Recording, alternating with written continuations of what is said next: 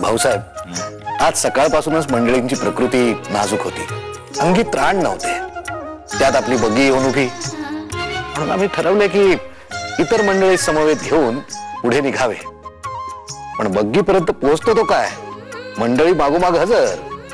चांगले खाऊन पिऊन मातलेले जहागीरदार थे, पण आपले भाऊजी काही म्हणजे काहीही घेतले नाही त्यांच्याकडनं. सोमन मावशी, ते नारळ त्या पांडुरंगाला देऊन या. पण आधी ही चटणी करू ना. मी जे सांगते ते आधी काम करा. आई, आई झोप लागली वाटतं. आई, या आमच्या आजी. ती माझी आई. तिची तब्येत जरा बरी नसते, पण तुमच्या यमुनेने अगदी छान काळजी घेतली हो. तुम्ही शिकवलेल्या वैद्यकीचा अगदी फार छान उपयोग झाला.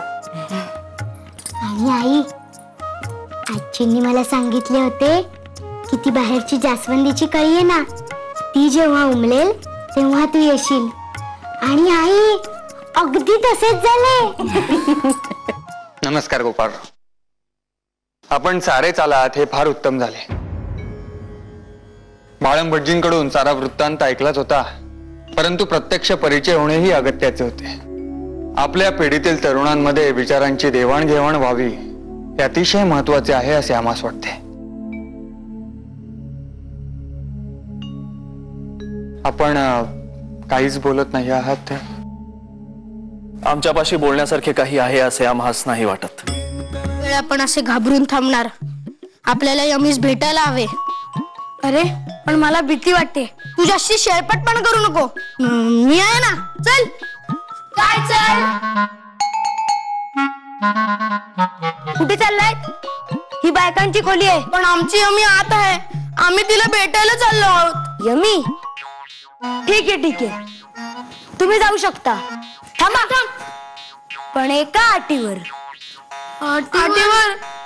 हो, तुम्हाला न चुकता रामरक्षा म्हणावी लागेल. कबूल?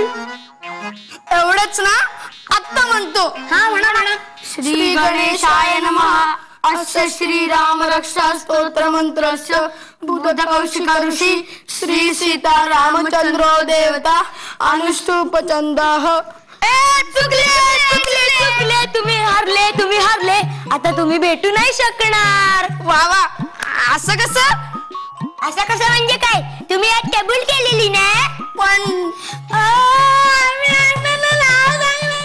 यमे, ए बाळा, अगं ए यमुने, ये की ग इकडे. बाळा, यमुने. आई, अगं बघितलेस का कोण आले ते? खास तुला भेटायला हो.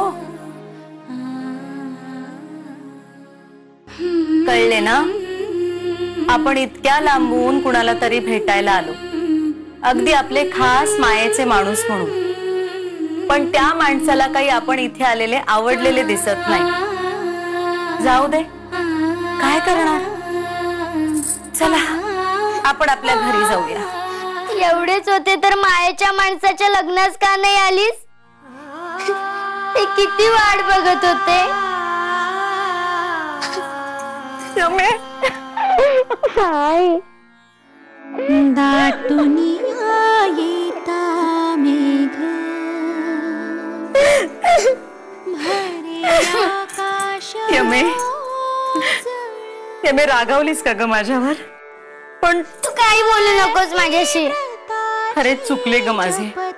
तेव्हाच हट्ट करायला हवा होता, पण आता आले ना. आता ही अशीच रुसून बसणार आहेस का तू? हा,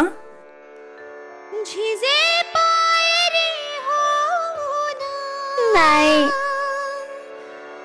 जन्म चंदन